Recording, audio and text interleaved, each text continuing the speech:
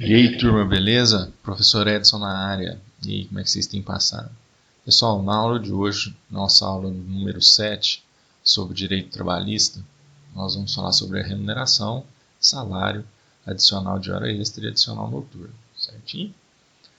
Pessoal, a primeira coisa que nós precisamos entender é qual a definição, qual a diferença entre salário e remuneração, certo? O artigo 457 da CLT explica que compreende na remuneração do empregado, para todos e quaisquer efeitos, além do salário, os valores pagos diretamente pelo empregador. O que eu quero que vocês entendam disso? Ele explica que dentro da remuneração nós temos o salário. Então, quando você é empregador ou empregado, vocês fazem um contrato e estabelecem quanto será o salário é fixo e o que pode variar é a remuneração, dependendo dos adicionais, dependendo dos acréscimos, dependendo se o serviço comporta o pagamento de gorjetas ou não, a título de exemplo. Então, o que eu quero que vocês entendam? Dentro da remuneração, nós temos o salário. Então, o salário é uma subespécie da remuneração. Conseguiram entender? Então, vamos lá. Alguns requisitos que nós precisamos saber sobre a remuneração. O primeiro deles trata da habitualidade. O que quer dizer isso? Durante o contrato de trabalho, nós entendemos que a remuneração ela deve ser paga sucessivamente. Ou seja, se há uma prestação de trabalho contínua, nós esperamos que nos meses seguintes da prestação de serviço nós recebamos a remuneração, certo? Recebamos o salário, mais os adicionais, mais os acréscimos, e assim a gente recebe a remuneração. Que mais nós precisamos saber? A remuneração ela deve ser quantificável. O que quer dizer isso? Nós precisamos entender bem explicado quanto que nós ganhamos ou quanto que nós pagamos pelo serviço. Nós precisamos entender quanto que nós recebemos por hora, ou se for em caso de um salário que é pago por objeto, quanto nós recebemos por objeto. Quando nós falamos em comissões, nós precisamos entender qual a porcentagem, quanto é essa porcentagem, ou seja, é necessário que a remuneração ela seja quantificável para que o empregado, caso ele queira, para que ele consiga entender de onde saiu o valor da remuneração dele, certo? Nós falamos da periodicidade do pagamento, que depende da continuação da prestação de serviço. Nós temos como item D que a remuneração é um elemento essencial da relação de emprego. O contrato de trabalho ele é oneroso, é um dos requisitos da relação de emprego que nós utilizamos para diferenciar as relações de trabalho e a relação de emprego, é a onerosidade, ou seja, o pagamento, o valor recebido pela prestação de serviço. Nós temos aqui no item o requisito da reciprocidade. Ele é uma contraprestação recíproca. O empregado presta o serviço, o empregador, de forma recíproca, paga o valor, paga a remuneração. Certo?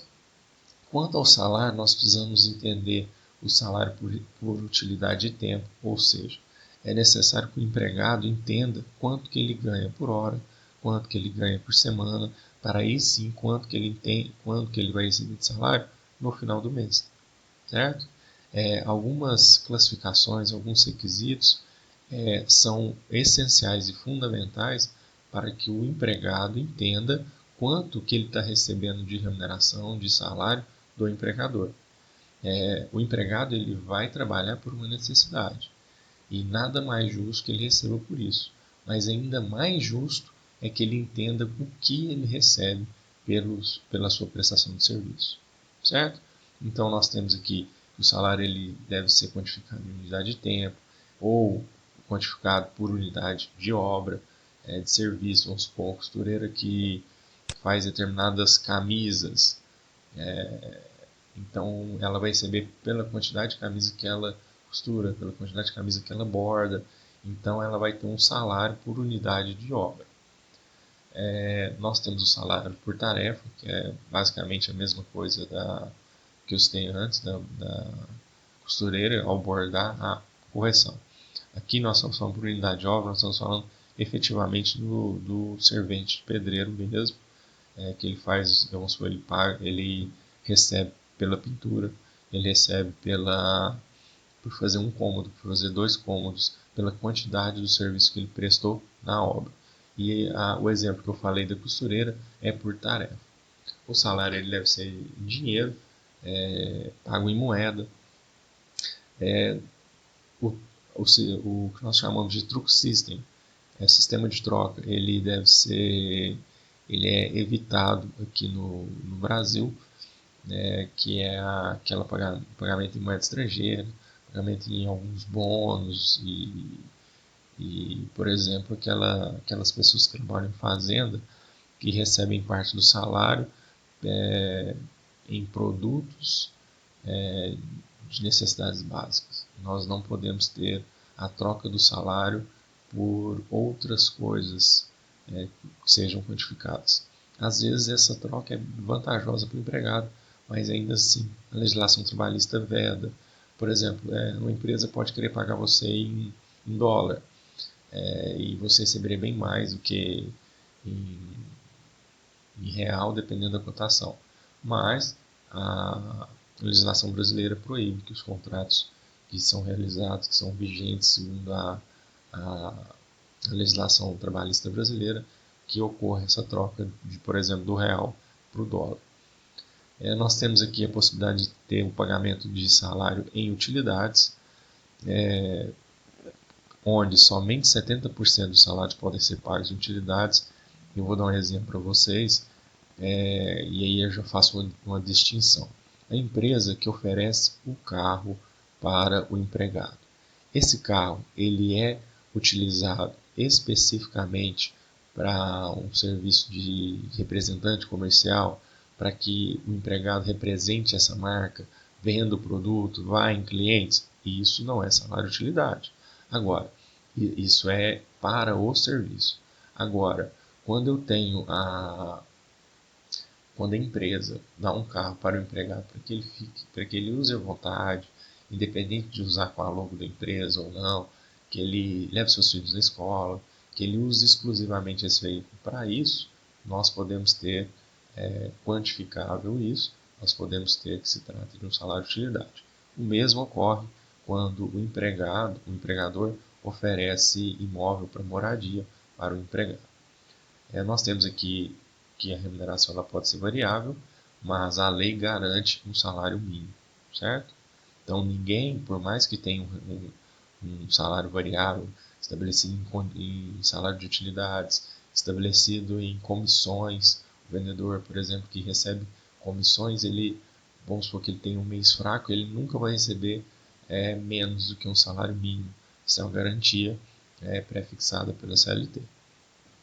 Nós temos aqui, e eu já comecei a explicar um pouco antes, a definição do salário natura, que é a possibilidade desse salário em utilidade. Isso está previsto no artigo 458, quando o empregador paga alguns benefícios, algumas utilidades para esse empregado. E isso pode ser feito até o limite de 70%, e a CLT traz algumas exceções no próprio caput do artigo 458. É possível, é palpável essa troca de salário, dinheiro por salário in natura, por salário de benefícios? É possível, no limite de 70%, e desde que esse pagamento não natura não ocorra em bebidas alcoólicas ou drogas nocivas, certo? Com relação à classificação dos salários, nós ainda temos algumas definições. Nós temos o salário-condição, que é o salário pago pelo empregador em decorrência de contrato de trabalho, dependendo de algumas condições específicas, bateu metas, ou então esse salário ocorre pelas condições que o empregador é imposta, perdão, imposição de hora extra, imposição de que trabalhe com agentes insalubres ou em perigo de vida. Então, nós temos o salário ele é alterado em razão da condição do empregado durante a prestação do serviço. E nós temos a Stock Options. O que é isso? É a possibilidade que o indivíduo compre em data futura ações da sociedade por um preço especificado, por um preço baixo e possa vender depois em um preço maior, obtendo assim lucro. E durante esse período que essa empresa também do empregado, ele força que ele trabalhe melhor, visando mais retorno para aquela empresa. Esse tipo de stock options ela é utilizada para fazer a remuneração de diretores em grandes empresas. Por quê? Se esse diretor também é um dos sócios, tem ações dessa sociedade, ele vai se desempenhar melhor, ele vai ser incentivado melhor nas suas funções. Então, essa possibilidade de stock option é para que o indivíduo faça parte da empresa e que ele tenha um lucro dependendo do quanto ele se empenhe no seu trabalho, certo? É uma forma interessante de remunerar. Nós temos agora que contempla a remuneração, que soma aos salários a possibilidade do abono. O que é o abono? A primeira coisa que nós precisamos fazer, entender, é que há uma diferença entre o abono vale, que é o abono previsto no artigo 457, parágrafo 1º do CLT, e o abono que nós vemos aí nas reportagens de jornal, o abono PIS. São coisas diferentes. O abono que eu estou falando aqui é o adiantamento de salário, que em algumas empresas tem o costume de pagar no 15º dia, você recebe 20, 30, 40, 50, 60%, dependendo da política da empresa. Você recebe um abono, esse adiantamento, e depois, quando você receber o salário no mês seguinte, vai vir um abatimento e vai vir bem explicado no Olerite, certo? Isso que eu falei para vocês não é o mesmo abono do PIS, PASEP, que é pago para aqueles que que tiveram alguns requisitos, que cumpriram alguns requisitos, como por exemplo, receber 2 salários mínimos no ano calendário anterior, ter registro em carteira por 5 anos, tem direito no mês no seu aniversário a um valor equivalente ao salário mínimo. E esse valor é variável, certo? Nós, a partir de agora, nós vamos começar a falar sobre os adicionais de salário. Hoje nós vamos dar introduções sobre o adicional de hora extra e o adicional noturno. Em uma aula posterior eu vou fazer com vocês os cálculos, como é feito os cálculos das horas extras e os cálculos desse adicional noturno. Certo? Por hora eu vou explicar para vocês o que é e algumas distinções. Antes disso eu preciso explicar um pouco sobre a jornada de trabalho. Hoje em dia, a Constituição Federal, no artigo 7º, Constituição Federal do Brasil, explica que considera-se uma jornada de trabalho normal aquela que não supera a 8 horas diárias ou 44 horas semanais, colocando também a possibilidade de uma jornada de 6 horas em um trabalho de revezamento, ou seja, sem o intervalo para o almoço. Então, aqui a Constituição fala mais ou menos o que é considerado um trabalho de horas normal. 8 horas diárias, no máximo 44 horas por semana, ou se eu não tiver parada para o intervalo de almoço, intervalo interjornadas, um regime de 6 horas de trabalho de revezamento, certo? Então vamos supor que eu seja um empregado que trabalha 8 horas por dia e em algum dia a empresa precisou de que eu fizesse horas extras. Beleza, isso pode acontecer? Pode, em razão do serviço, só que essas horas extras não podem ultrapassar 2 horas diárias, ou seja, ninguém pode trabalhar mais do que 10 horas diárias. Por que nós temos esse limitante de 8 horas? É uma previsão que veio da Declaração Universal dos Direitos do Homem, que se estimava-se que 1/3 da vida do ser humano poderia ser dedicada para o trabalho, 1/3 para dormir, 8 horas de sono, e 1/3 para as outras atividades, entretenimento, família e tudo mais, certo? Outra coisa que nós precisamos diferenciar aqui é a diferença entre trabalhadores urbanos, quanto que eu considero uma hora diurna, quanto que eu considero uma hora noturna, e os trabalhadores rurais, a diferença que nós temos dos trabalhadores da lavoura e dos trabalhadores da pecuária. Dos trabalhadores urbanos, considero o horário noturno das 22 horas do dia às 5 horas do dia seguinte. Para os trabalhadores da lavoura, rural da lavoura, considero em trabalho noturno os trabalhos realizados das 21 horas de um dia até as 5 horas do dia seguinte. Por outro lado, os trabalhadores da pecuária, das 20 horas de um dia às 4 horas do dia seguinte. Essa variação ocorre em razão da possibilidade do serviço em loco, do serviço na fazenda, na zona rural, certo? Algumas outras distinções que nós temos aí quanto à profissão de bancário, que em regra pode trabalhar apenas 6 horas, o que excede a isso deve ser pago em horas extras, o mesmo ocorre para os telefonistas ou telefonistas, 6 horas diárias ou 36 semanais, o jornalista 5 horas, o fisioterapeuta ocupacional 30 horas por semana, assistente social também nessa linha, o bombeiro civil 12 horas por 36 de descanso. Então nós temos que a própria CLT ela faz algumas distinções entre urbano, entre rural. Dentre os urbanos ela cita algumas classes que trabalham mais, que trabalham menos. Por exemplo, os advogados, quando eles trabalham em horas extras, também ele fica condicionado a essas 6 horas por dia, ele recebe 100% dessa hora. É uma distinção que a CLT trouxe dependendo do cargo. Por que isso ocorre? A CLT é uma consolidação de leis do trabalho. Então, quando houve essa consolidação, houve uma junção de classes de trabalhadores diferentes. E aí, por isso, nós temos essa distinção dependendo do emprego.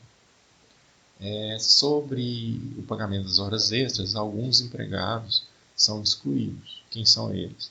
Os que possuem cargo de gestão ou gerência, os que estão em teletrabalho, e aí eu vou tratar isso para vocês daqui a pouco. As horas itineres, que eram as horas que eram pagas como se fossem horas extras do percurso da casa-trabalho, trabalho-casa, quando eu não tinha transporte público para fazer esse tipo de transporte, por exemplo, a empresa me busca próximo à minha residência e me leva para trabalhar, porque não tem ônibus, não tem sistema público de transporte normal. Durante aquele período que eu estava no ônibus, eu estava sobre domínio da empresa.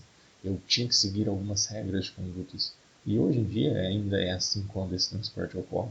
Você não age dentro de um ônibus da empresa da mesma forma que você poderia agir em um ônibus de transporte público. Felizmente ou infelizmente, dependendo da área de atuação do momento que você esteja, essa horário itinerante pela reforma trabalhista em 2017 já não foi retirado.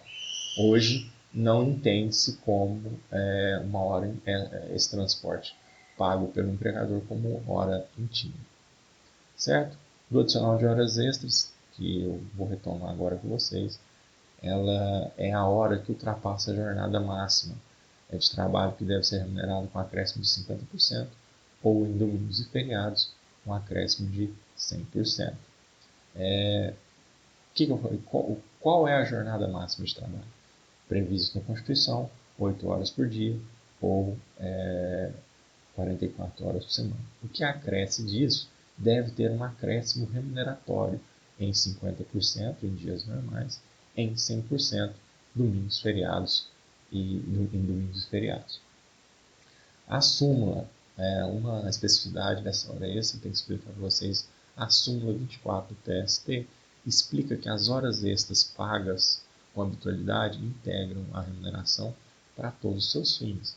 FGTS, férias, 13º, conseguiram entender? Então, se eu tenho hora extra com uma certa frequência, essa hora extra paga habitualmente, ela vai adentrar na minha esfera de direito para pagamento de previdência, para pagamento de FGTS, FERS e tudo mais.